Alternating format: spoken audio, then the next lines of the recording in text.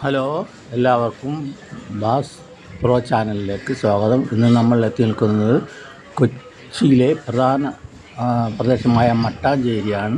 മട്ടാഞ്ചേരിയിൽ തന്നെ ഒരു പേര് കേട്ട സ്ഥലമാണ് ജ്യൂസ് ടൗൺ. ജൂതന്മാർ തിങ്ങി താമസിച്ചിരുന്ന സ്ഥലമാണ് ജ്യൂസ് ടൗൺ. അതിൽ ജ്യൂസ് സിനഗോഗ് അവരുടെ ആരാധനാലയമാണ് ഈ കാണുന്നത്. അതിൻ്റെ മുൻവശവും ആണ് ഈ കണ്ടുകൊണ്ടിരിക്കുന്നത്. ഇപ്പോൾ നമ്മൾ ഇതിൻ്റെ അകത്തേക്ക് കയറാൻ പോവുകയാണ്.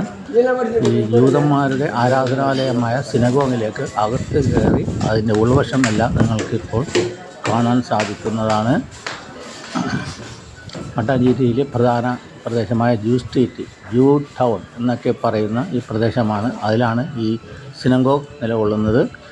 പണ്ട് ആദ്യകാലങ്ങളിൽ ജൂതന്മാർ ഇവിടെ തിങ്ങി താമസിച്ചിരുന്നു. അവരുടെ ആരാധനാലയമാണ് ഈ സിനഗോഗ്. ഇന്നും അവരുടെ ഓർമ്മക്കായി പലതും ഇവിടെ ഈ ജ്യൂസ് സ്ട്രീറ്റിൽ ഉണ്ട്.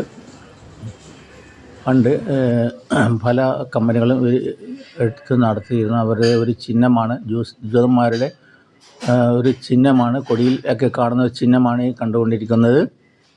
ആ കെട്ടിടത്തിൻ്റെ പുറകുവശം ഇതാണ് പുറകുവശം. ഇനി നമ്മൾക്ക് ഇതിൻ്റെ അകത്ത് ഈ ചിഹ്നങ്ങളും മരങ്ങളും ഒക്കെ സൈഡിലായിട്ടുണ്ട്.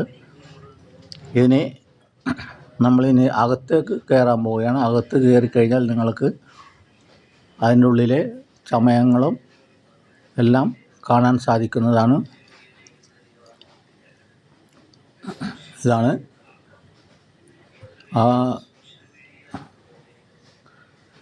കയറുന്നതിന് മുമ്പുള്ള സ്ഥലം. ആരാധനാലയത്തിൽ കയറിക്കൊണ്ടിരിക്കുകയാണ്.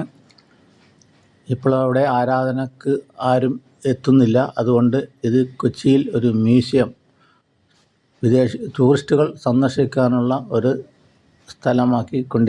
ആയിരിക്കുകയാണ്. എല്ലാവർക്കും ഇവിടെ സന്ദർശിച്ച് ഓർമ്മകൾ പുതുക്കാൻ വളരെയധികം സഹായിക്കുന്നതാണ്. അതിമനോഹരമായ ആരാധനാലയമാണ് ഈ ജൂതന്മാരുടേത്.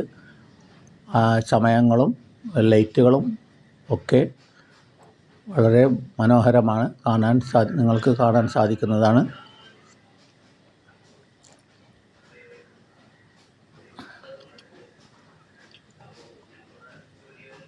ഇതിൻ്റെ അകത്ത് പലതും നമ്മൾക്ക് കാണാം. ലൈറ്റുകളെല്ലാം തൂങ്ങിക്കിടക്കുന്നതും അവരുടെ ആരാധനാലയ കേന്ദ്രങ്ങളും അതിൻ്റെ അകത്തുള്ള സംഗതികളാണ് നിങ്ങളിപ്പോൾ കണ്ടുകൊണ്ടിരിക്കുന്നത്. ഇത് വളരെ നമ്മൾക്ക് മട്ടാഞ്ചേരി നിവാസികൾക്കും അതിലെ പ്രധാന പ്രദേശമായ ജ്യൂ ടൗൺ നിവാസികൾക്കും എല്ലാം ഓർമ്മ പുതുക്കാനും പൂർവ്വകാലങ്ങളെക്കുറിച്ച് മനസ്സിലാക്കാനും എല്ലാം വളരെയധികം പ്രയോജനപ്പെടുന്നതാണ് ഈ മ്യൂസിയം. ഇപ്പോഴും ഇവിടെ ആരാധിക്കാൻ ആളുകളില്ല. അവരെല്ലാം ഇസ്രായേലിലേക്ക് കുടിയേറി ഇവിടെ നിന്ന്. ഇപ്പോൾ അവിടെ ആരും ഇല്ല.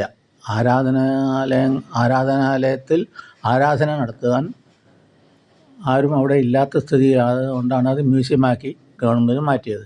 അവിടെയുള്ളവരെല്ലാം പ്രദേശവാസികളെല്ലാം ഇസ്രായേൽ രൂപപ്പെട്ടപ്പോൾ അതിലേക്ക് കുടിയേറി.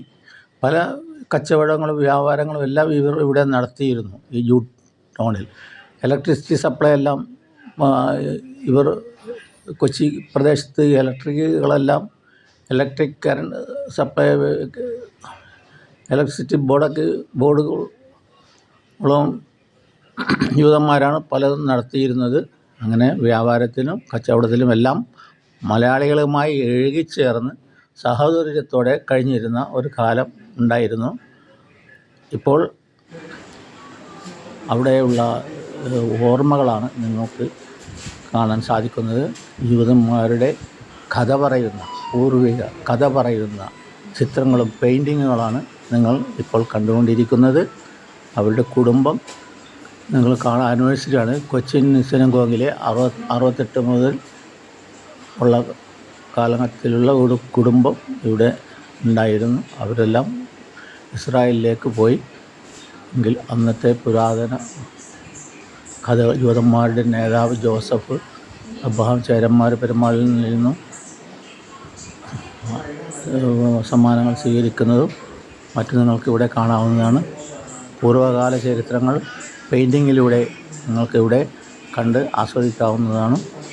അതിമനോഹരമായ പെയിൻറ്റിങ്ങുകളും ചരിത്രങ്ങളും അടങ്ങിയിരിക്കുന്ന ഈ സിനഗോഗ് ടൂറിസ്റ്റുകൾക്ക് വളരെ ആകർഷണീയമാണ്. ധാരാളം ടൂറിസ്റ്റുകൾ ഇവിടെ ഇത് കാണാൻ വേണ്ടി വന്ന് പോകുന്നുണ്ട്. കൊച്ചിക്കാരുടെ ഒരു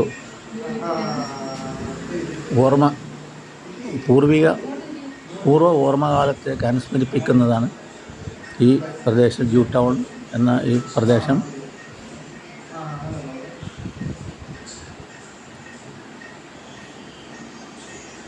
സ്വർണ്ണക്കിരീടം സമ്മാനിച്ച് പെയിൻറ്റിങ്ങുകളും ഫോട്ടോകളും എല്ലാം നിങ്ങൾക്കിവിടെ കാണാവുന്നതാണ്. ചരിത്രം രേഖപ്പെടുത്തി വച്ചിരിക്കുന്നു.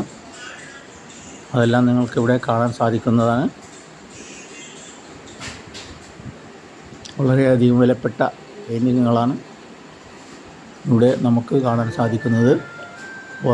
ഓർമ്മ പുതുക്കാനും നമ്മൾക്ക് ചിന്തിക്കാനും മനോഹരമായ പെയിൻറ്റിങ്ങുകളും ചരിത്രങ്ങളും ഇവിടെ ഉറങ്ങിക്കിടക്കുന്ന ചരിത്രങ്ങളും നേരിൽ കണ്ട് ആസ്വദിക്കാൻ മനസ്സിലാക്കാനും നമ്മൾക്ക് സാധിക്കുന്നതാണ് ഇവിടെ വന്നു കഴിഞ്ഞാൽ.